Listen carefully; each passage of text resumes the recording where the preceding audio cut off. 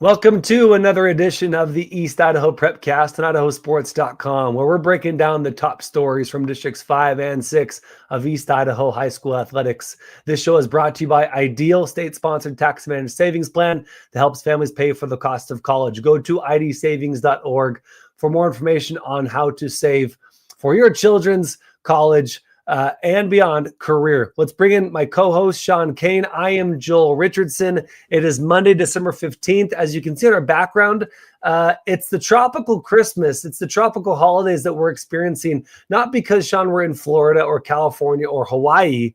It's because we're having a tropical Christmas here in Pocatello, Idaho, Sean. I was thinking about putting on some sunglasses. The people listening wouldn't have gotten the same effect as if you're tuning in on Facebook or YouTube, the places where you can like and subscribe this podcast or anything Idaho Sports for that matter, with all the content coming out and different things and basketball flying. But yeah, shades would have been nice. I don't even know where my sunglasses are.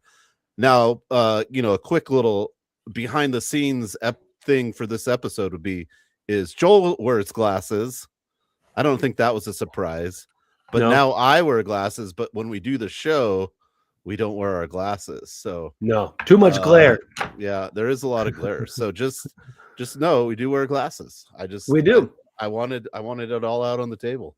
And sometimes I'll wear my glasses to the games, when we're broadcasting, but it the headphones plus my glasses, the rims really bothers me. So I'll try to come to the games with contacts, but then sometimes I can't see the numbers as well. So I end up just having sore ears with the glasses. But yeah, on the show, dude, can't wear the glasses because too much. It's like yeah, exactly. Also, it's like a Superman effect. Maybe people, if they don't like our takes, we put the glass on when we're out in public and they don't know who we are, Yeah, unfortunately, it did not work for me. Everyone still knows who Sean Kane is. Although I just recently got glasses.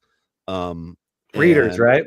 No, it's just I have astigmatism in one eye, and I can still see pretty well. It just makes it a lot better. And when I'm working on the computer and stuff, I don't get headaches anymore. Yes. So that's been nice. But you're getting old, S. Kane. But the other weekend, tried to do some tennis with them, and I didn't even think about it. I went to the tennis facility, and I just had them on, and then it was bad. So this weekend I didn't wear any glasses. It was a lot better, but I'm gonna have to find something for I might have to get contacts or something for the tennis. But it was not ideal for tennis. Out there. Yeah, for sure. I played hoops for 3 or 4 years with glasses, and I finally I was like a poor graduate student, and my wife's like, dude, let's save up, let's get you some contacts. Life-changing, man. So highly recommend the contacts if you can for playing sports. Sean, let's preview our show. We're going to talk about a few girls basketball teams that are really killing it right now, including the Malad Lady Dragons. We kind of highlighted them a little bit last week, but we really got to shout them out tonight. Hillcrest girls, who won that inaugural Title I Tip-Off Classic up in Idaho Falls. And then we might hit up a few more teams that you and I are watching, part of Sean Kane's top teams from this week. And then we'll get into some boys basketball, Water Springs, who's 5-0, Thunder Ridge, and a few more. And then we'll shout out also from girls basketball, Kinsley Larson from Rigby for reaching 1,000 career points. So let's start with the Malad Lady Dragons. I don't know if some girls basketball teams really lean into the ladies this or yeah. And some don't. Some say, no, we're just the Dragons, or no, we're just the Knights. So I apologize, but sometimes it just kind of rolls off the tongue. But the Malad Dragons, Malad Lady Dragons, hot start. Coach Jones gave us some great information, some good insight, some good background, a little peek behind the curtain of the locker room and what's helping these Dragons play so well so far.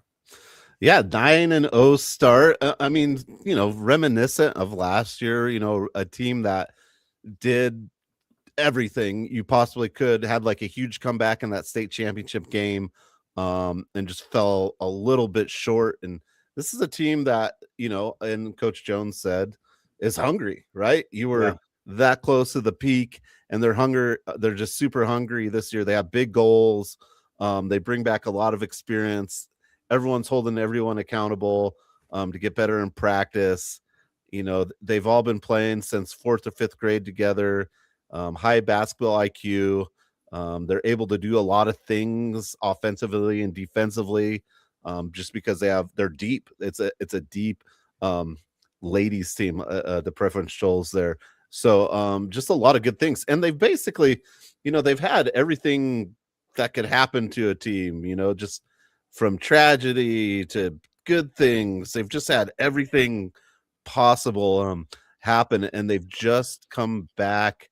They've just really worked hard through it, and I think the thing that shows up if you get a chance to watch them is they're fast. You've Mhm. got a lot of girls that are fast, and I love Coach Jones says they're fast and they get into transition, and they've got a lot of people that can dribble the ball and the weapons. So they have they have all different girls getting in double figures, but that speed kills. Just watching some basketball this weekend, you can see the difference. If teams are fast and they have ball handlers and multiple options for scoring, it's just dangerous, and that's what the Dragons have.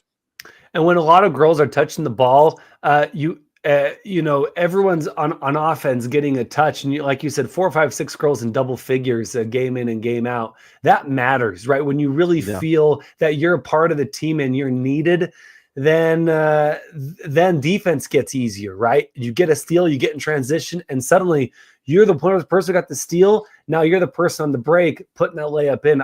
That totally matters when you're playing ball. Everyone gets touches, everyone feels included, and because that, they have a deep team despite the injuries, despite some of these setbacks that this team has had.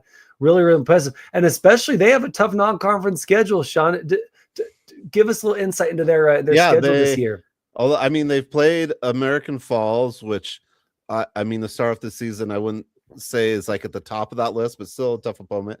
They've beaten Ryrie by 20s, and Ryrie's a team I think that'll be a team we'll be talking about. They beat Melba, crushed Melba, but then they got Parma, the rematch of the state championship. Took care of business, 57-36. They beat Firth. That's got to feel nice, man. Yeah, they beat Firth 57-44, which I think Firth is really good.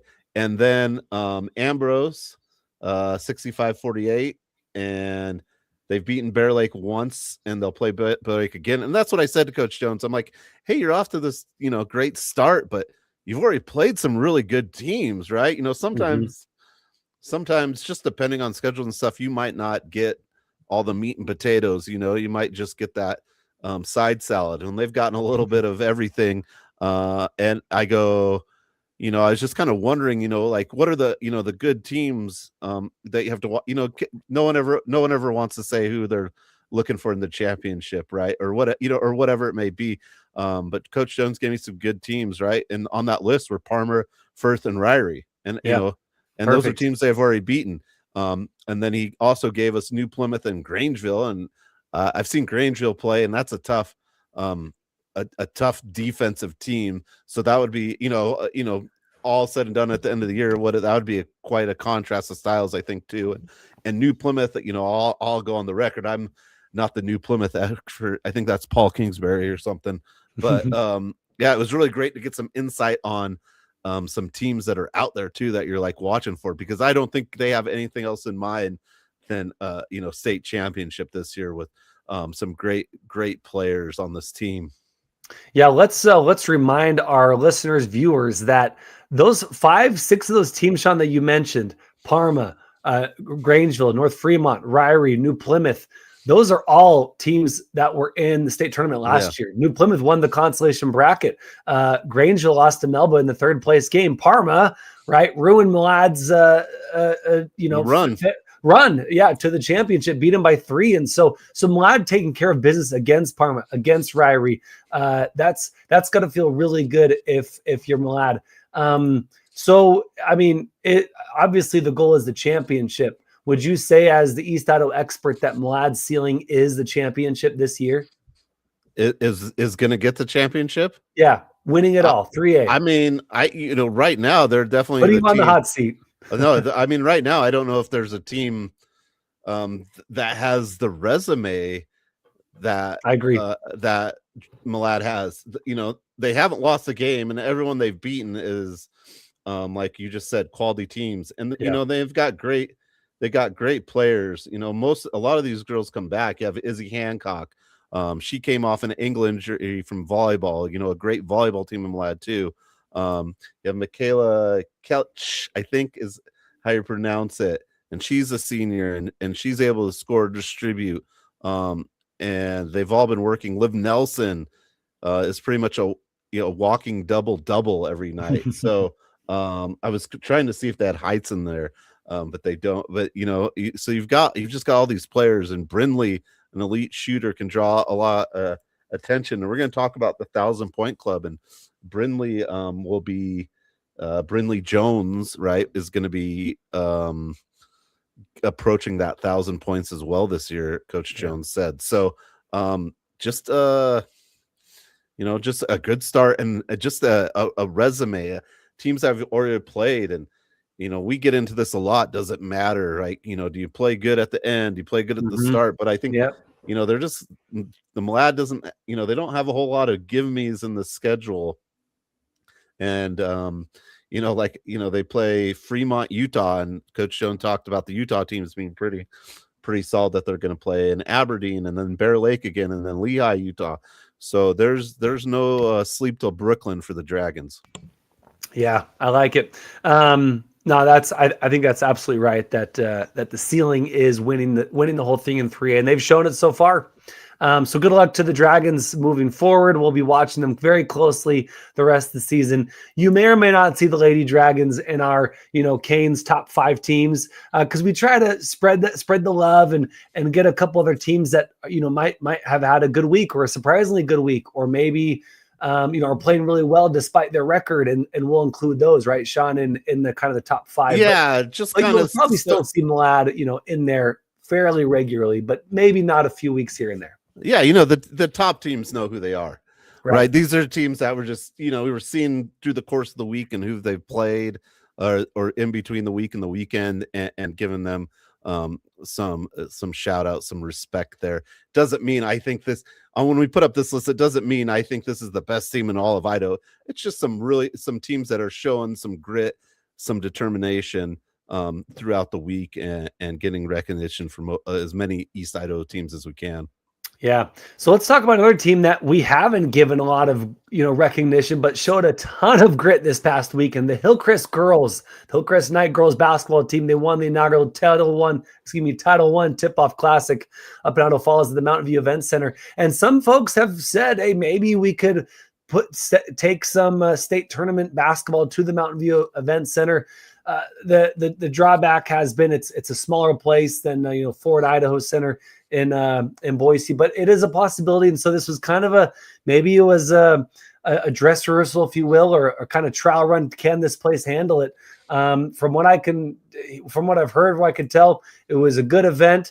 And man, Hillcrest took advantage of that event. Head coach Ryan Taylor, in his 3rd season, gets off to an 0-5 start, but then they beat Shelley. After, when we started talking about basketball, I go, Hillcrest, you were all big on Skyline. I go, Hillcrest is this team I would watch. I should have went back and found the clip. And then I'm like, oh man, they started 0-5. I looked silly. Totally. But, like you're gonna say. Yeah, but and for the record, I was not high on Skyline. I said I'm intrigued by Skyline. For the record, we got to go back and get the clip, right? So Sean's like, hey, watch out for Hillcrest. They start 0-5. But Sean is over there sweating. And then Hillcrest beats Shelley. They beat Century. Then they go to this Title I Tip-Off Classic in Idaho Falls, and they beat Bishop Kelly. They beat Twin Falls, and they take Bora in the final, 49-48. Sean, Bora had 3 opportunities off of 2 offensive rebounds to win the game. Yeah, I watched it. and they missed all 3 chances. Point blank is what you. Yeah, blank shots. and Hillcrest survives, man, and only immaculate vibes up at Hillcrest Night right now for that girls basketball team. Yeah, I mean, it was, there was Mountain Home, right, is a 5A team that's catching everyone's eye. A Burley team, right, that's pretty good. A Sanborn team, that's really good. A Bishop Kelly team that's traditionally good. A Twin Falls team that it depending on the year is usually making it to state at least. Right. And then you have 6A Bora, which I covered 6A last year, and I had kind of forgotten about them, Joel. And I Mm-hmm. was Mm-hmm. watching a couple of their games at this tournament, and I'm like, oh yeah, they have Kaya Davis. They were young last year. Like they Yeah. bring back some big tall girls that can dribble, shoot, penetrate, do it all. I'm like, oh man, Bora's winning this thing. Put it down, timestamp it. But Hillcrest, finds a way to get through this bracket. They beat Twin Falls 58-45. They take care of Bishop Kelly 56-38. And then in that championship game, they hold on right to a 49-48 lead with Bora pushing at the strings. And you could tell at the end of it, it meant something. It meant something to Yeah. Hillcrest, 0-5 start. You won something. They got a little trophy. And you could Mm-hmm. tell Bora was, it wasn't like, oh, we lost this tournament. They were pissed. And Yeah. I like it. Well, I mean, and I like both of it. I like being upset. It meant something for both teams. And, Bora, I think Bora's going to be fine. I think Bora's going to be a top team mm-hmm. come that district tournament. I really do. And for Hillcrest, maybe this kickstarts them. And look, Bora was the consolation champs, as you saw last year. Yep. You may have broadcasted that game actually. Over Eagle, I believe Eagle and Um, Eagle. No, they're Rigby. talking. Oh, Rigby. It Oh, was yeah, Rigby Rigby. last year. Yeah. Yeah. Yeah, and these teams are all coming back. Like, Yeah, no, I think that's a great win. Bora went on a 9-0 run, with 2 minutes left or something like that. Bora goes on this 9-0 run. But it wasn't an 11-0 run, right? It was a 9-0 run. Hillcrest turns the ball over, and then Bora has a chance 3 times, point blank, right there, and they can't finish. So that's a good win. Consolation champs last year. Bora returns a lot of players. I think they're missing 2 from last year. Graduated 2 kind of stars.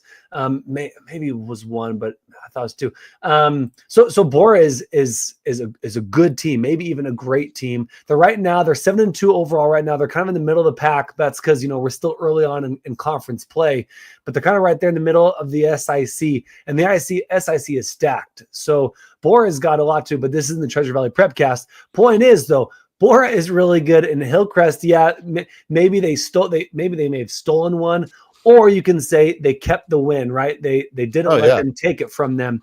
And if I'm Hillcrest, I'm totally psyched about that victory. it's something to build trophy. On. Yeah. And like you said, something to build on for sure. I love both junior guards, Cameron Taylor, Kaya Kessler. They were your leading scorers for Hillcrest in that one. Cameron Taylor, she was 4 for 9 from 3-point range, John. 17 points overall in that one.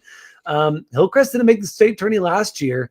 So now they're 5-5 on this 5-game win streak. What is Hillcrest's ceiling going into the rest of the season? What do you got? I mean, I'm going to tell you, I will go back to my previous statement. You've got a young team that I think can do a lot of things, and then they just prove it. You beat the 6A team that plays. You started off slow. And a couple of their games are close. I mean, they're really kind of close. And now you've got this opportunity. A lot of those 05, the 05 start were close games. Mm-hmm. So you've got this Good opportunity. They play Preston Bonneville, the 29th, or excuse me, the 20th. So coming up here Saturday, they play Blackfoot, right? And I think Blackfoot's kind of the standard loosely right now in this conference. I think that's the right take. Loosely. It's everyone's schedule or record is pretty it's pretty diverse in this District 6, and conference play, it's they've played either 1 game, 2 or 3 games conference wise, and Hillcrest has only played 2 conference games, so it'll be interesting to see. But I think the ceiling's high. I think you had a point in your season where you could have been like, oh man, yeah, we haven't even started playing conference, and we got Shelly. You got a Century team that is not going to probably win a whole lot of games. They're still in kind of new for your first year head coach. They're still kind of building.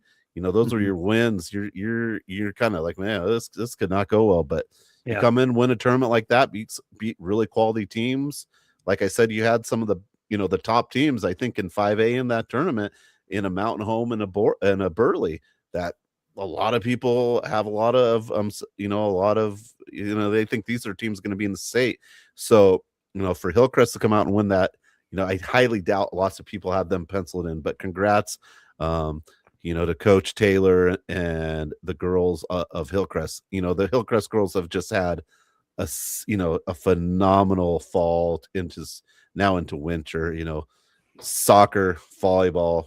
The girls are working there. Yeah, they sure are. So my take is their ceiling is the state tournament. I'm not going to go past that because they didn't make the state tournament last year. But here's what we're going to find out. We're going to find out really quick if that ceiling is accurate. Because here's your schedule for Hillcrest. You already mentioned, they lost a couple teams really closely. They play some of those teams again. They lost to Preston by 5. Yeah, they got beat pretty good by Skyline, but 13 points. But they get Preston, like you mentioned. They play them tomorrow. They get Skyline in a few weeks after the holiday break in January 9th. They play Shelley, who they already beat. They get to play Rigby at the end of the season. So we're going to find out. We're going to find out who this Hillcrest team is and if their ceiling really is the state tournament. I think it is the way they're playing and their makeup of quick guards who can score. I want to see better stuff off the glass, right? And down low play. Because as we've seen, height matters. But if you get those 3-pointers open, you're quickly getting back into games. I saw this in the 2A tournament last year with Oakley. They were kind of struggling down low, but they got a couple hot 3-point shooters, and Oakley ended up beating a much taller Prairie team. So it can be done, but I'm still in the camp of you need a couple bigs to clean up the boards, especially as the season closes and you get into postseason play. But we're going to find out.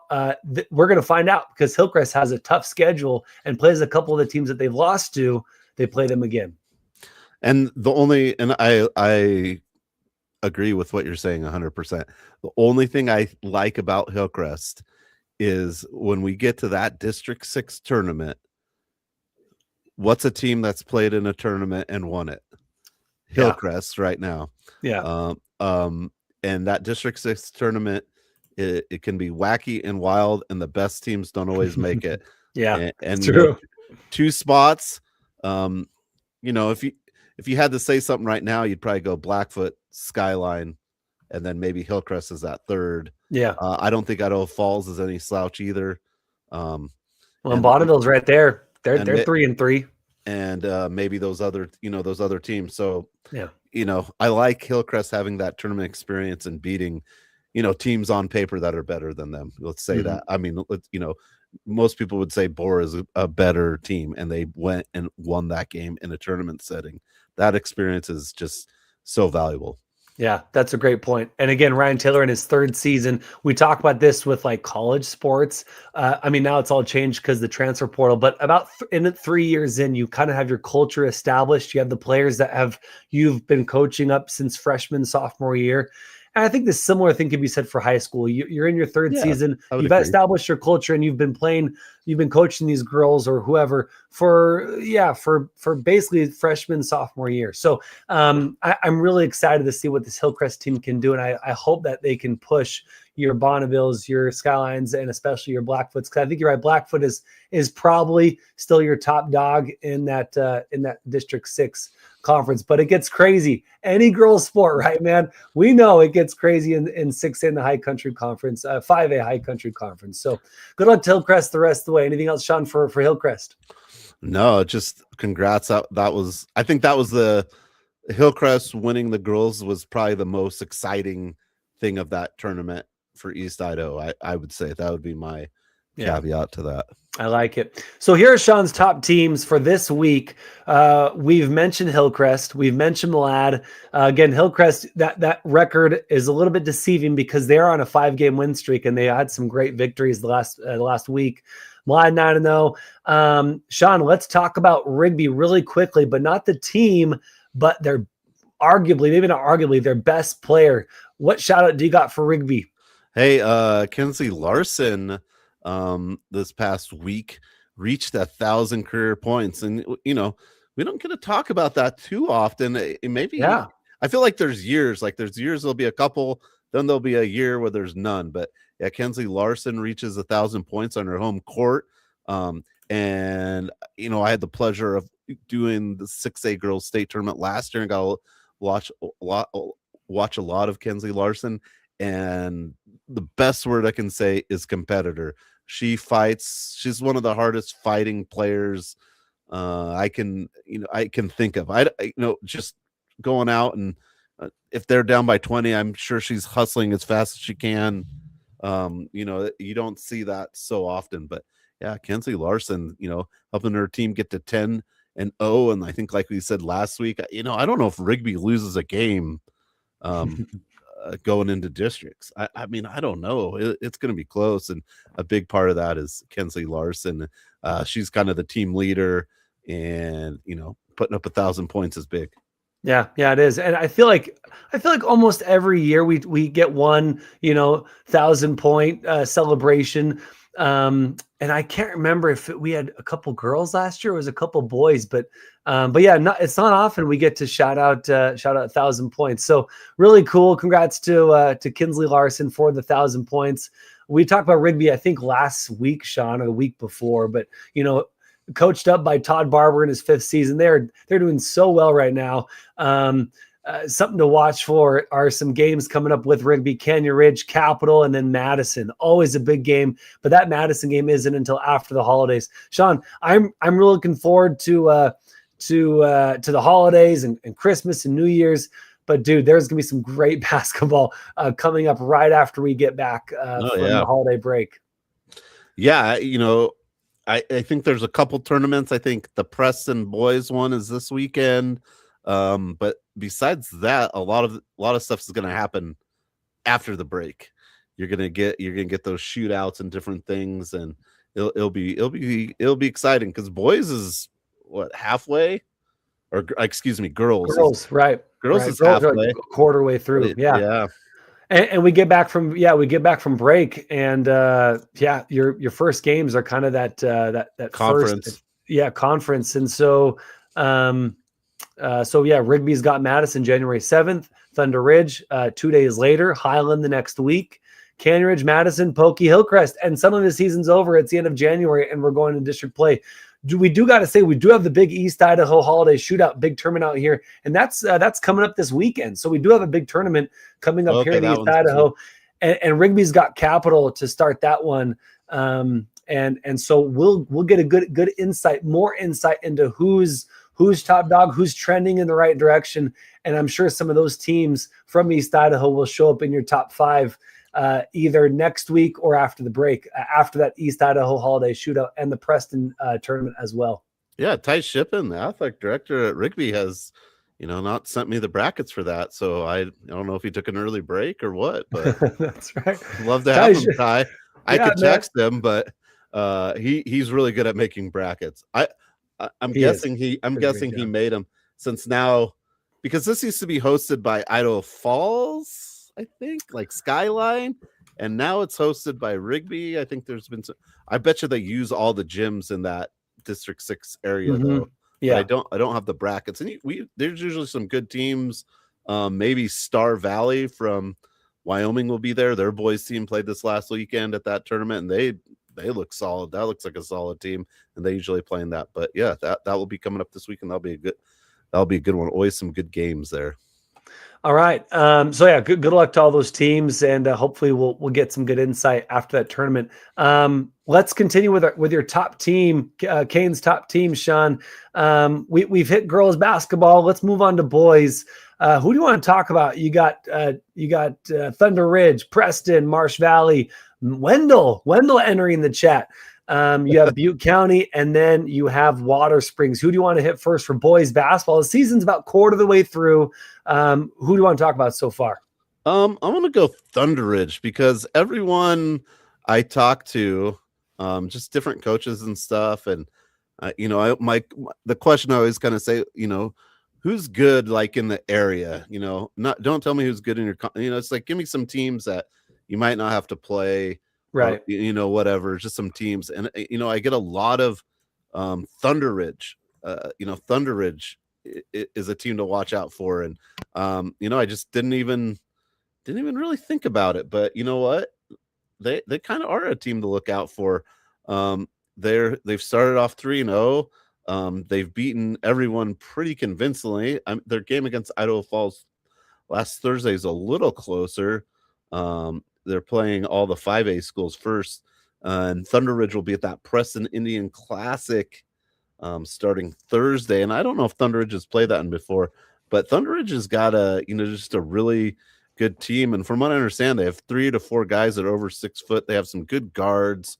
Thunder Ridge, they've had some tragedy as well, and I feel like they're kind of poised to do some big things in basketball this year. And they've just, they've got a lot of positive chatter coming out of Thunder Ridge. But I also think that district is going to be tough. I think Highland is a little maybe underrated. It's a team that can do some things as well. But right now I'm going to go with Thunder Ridge. I like it, dude. Hey, last year they were 13-13, 5-3 in 6A, right? District 4, 5, and 6. And then, but they reached the state tournament for the first time in their 7 years of existence. And that was pretty cool, right? Because they ended up, they graduated Tanner Scoresby, who, he unfortunately passed away in September, right? After that 7-month battle with cancer. So that was a really inspiring performance. They went 2-out, unfortunately. But cool that they were able to reach the tournament in Scoresby's his last season.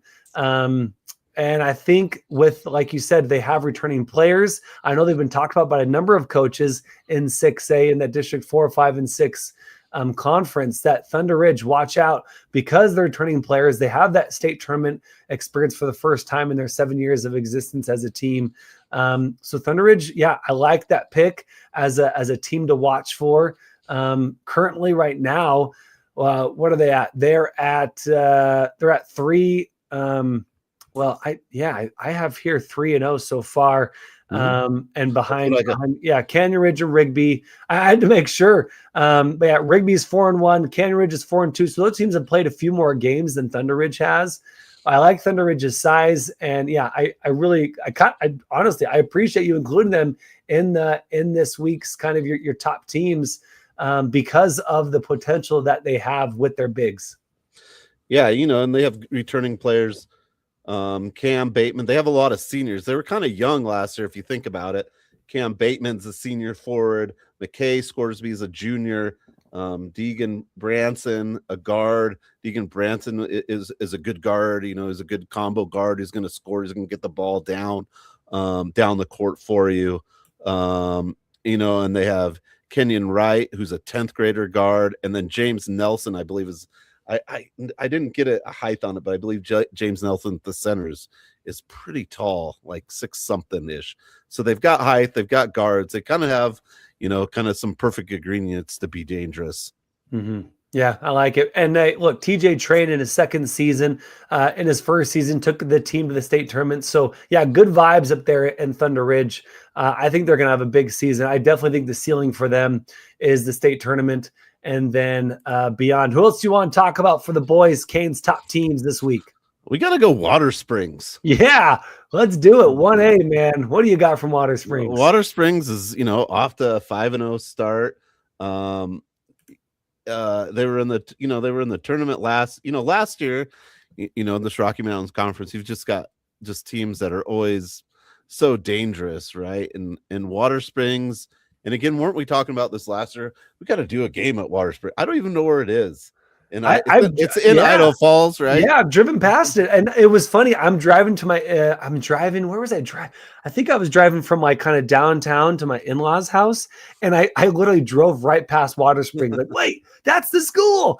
Anyway, yeah. So I didn't know where it was located until probably 6 months ago. Yeah. And so, last year they're 22-4, 9-1. They've obviously never won a state title. They're off to a 5-0 start. They bring back Corbin Nelson, senior guard, really good.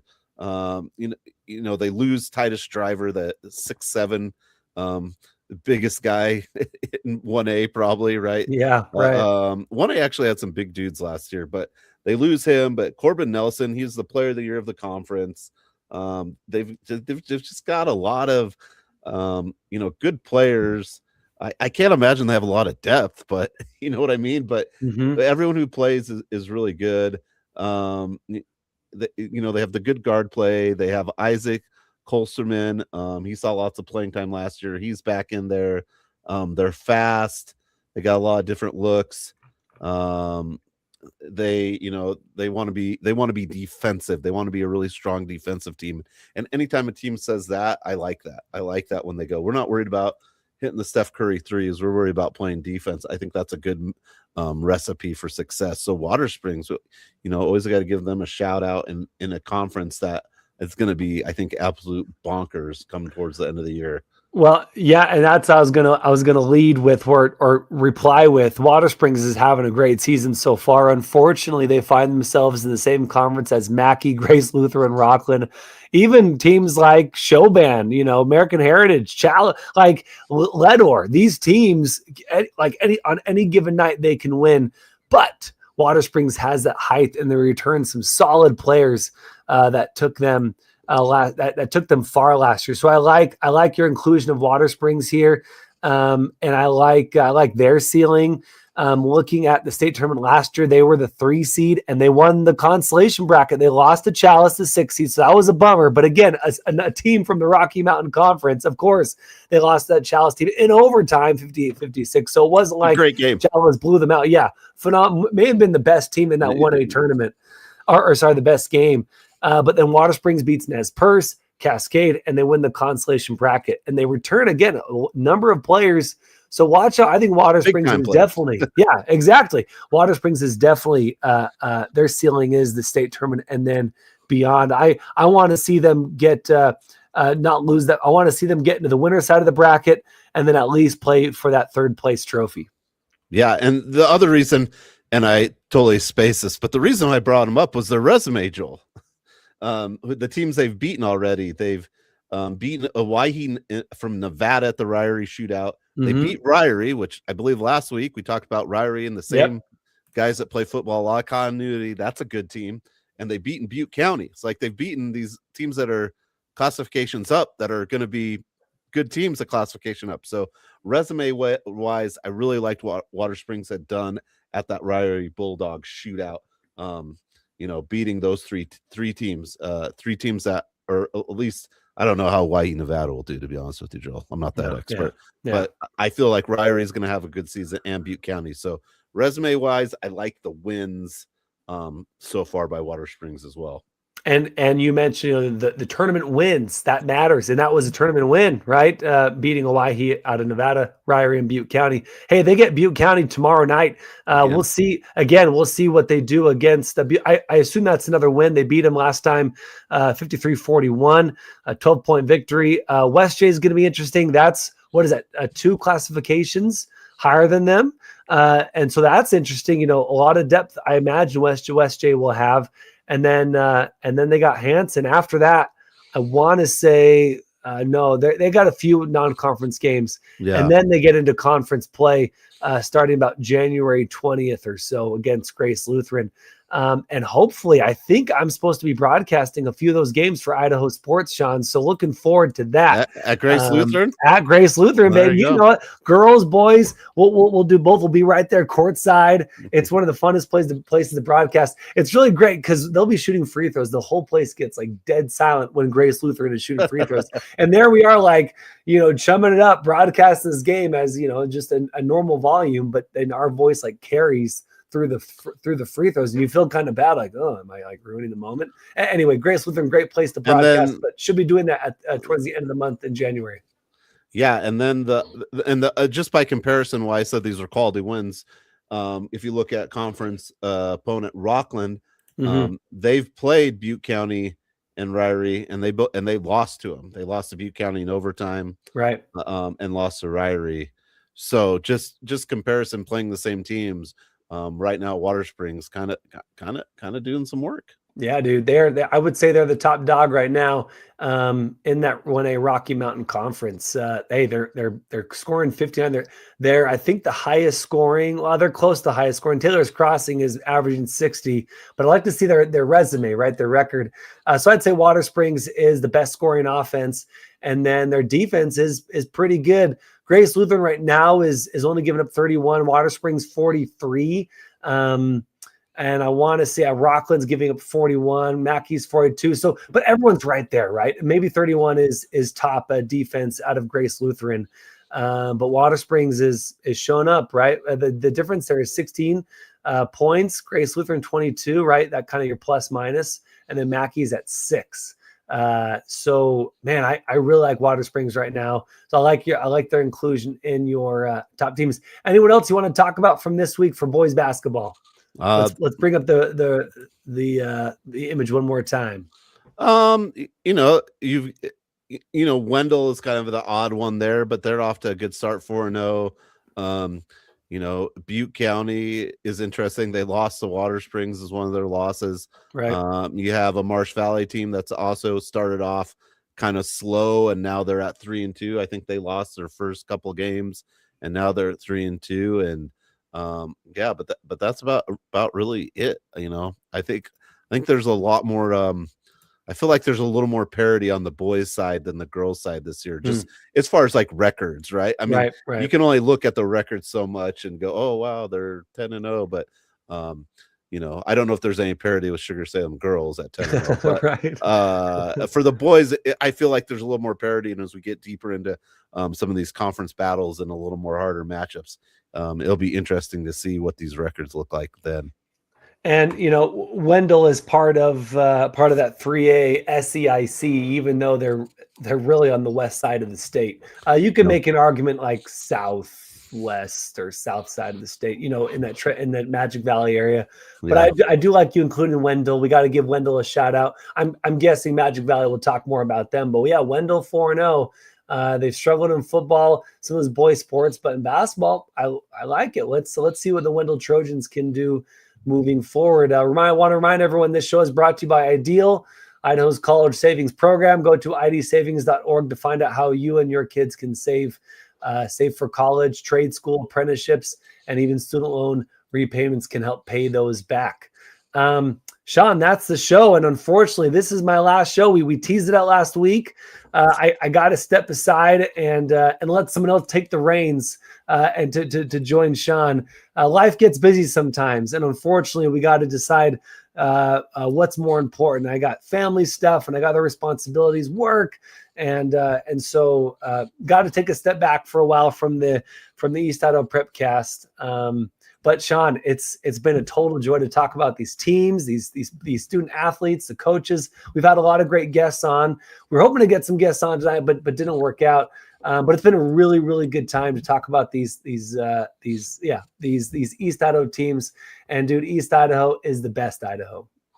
Yeah, appreciate having you. And man, I went back through the archives. If you saw the picture on Facebook of Joel with his big head. I mean, I have big headphones on, but his big headphones is for show, and it's really funny.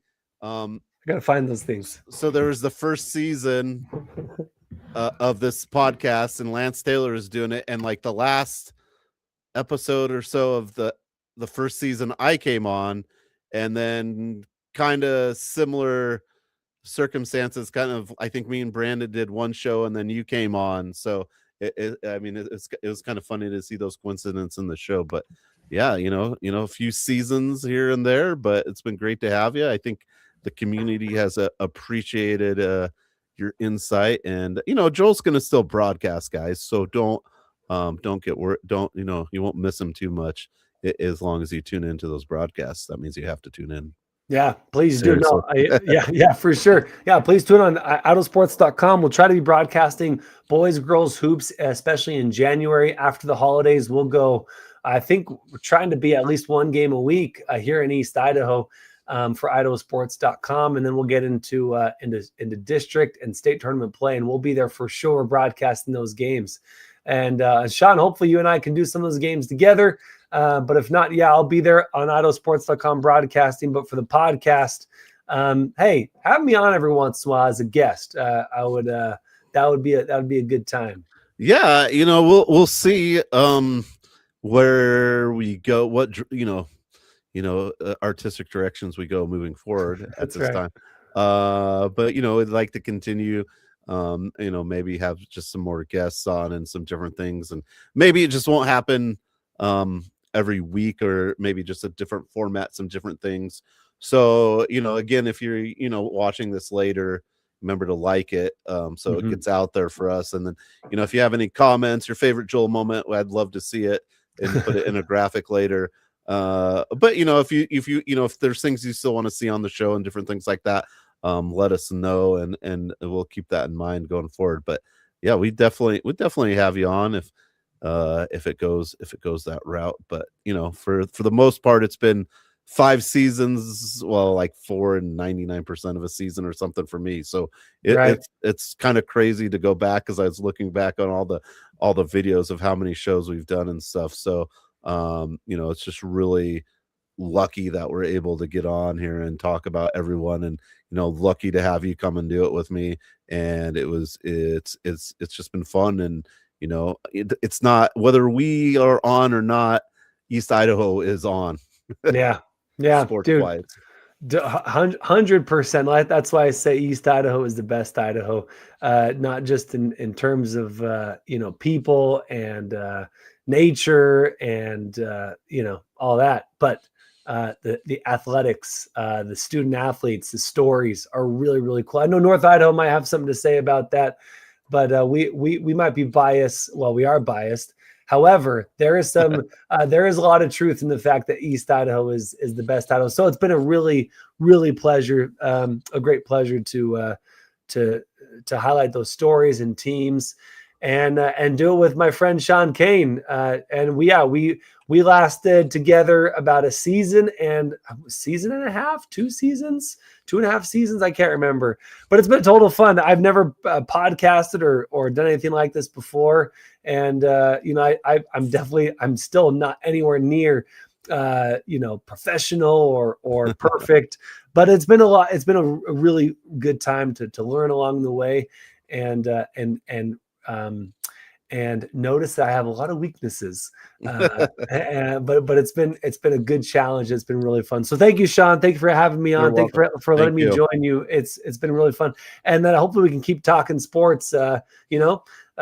Even though I'm no longer going to be podcasting, prepcasting with you week in, week out. Let's keep our group chat going and keep celebrating these kids. It's a lot of fun. It's amazing how much we talk about these kids, right? These teams. Yeah.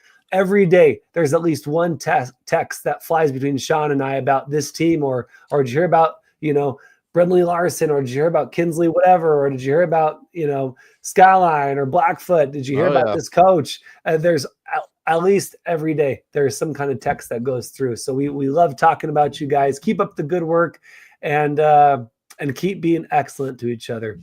That's Sean Kane. I'm Joel Richardson saying be excellent to each other. Have a great rest of your week. Have a great holiday.